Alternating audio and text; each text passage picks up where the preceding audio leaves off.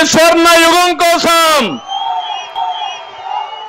తెలుగు ప్రజల ఆత్మ గౌరవం కోసం, స్వచ్ఛమైన ప్రజాపాలన కోసం, తెలుగు జాతిని నెంబర్ 1 చేయడం కోసం, సీమలో సాగునీటి ప్రాజెక్టుల కోసం, హార్టికల్చర్ అభివృద్ధి కోసం, మన బిడ్డల ఉద్యోగాల కోసం, ఆడబిడ్డల రక్షణ కోసం రాష్ట్రాన్ని కాపాడుకుందాం.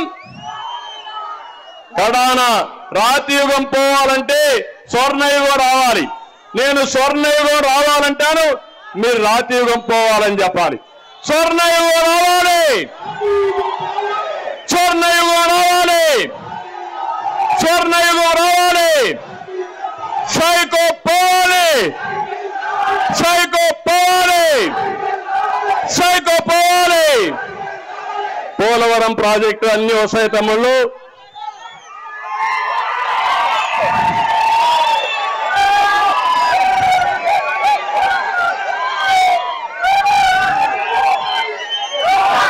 ఓకే.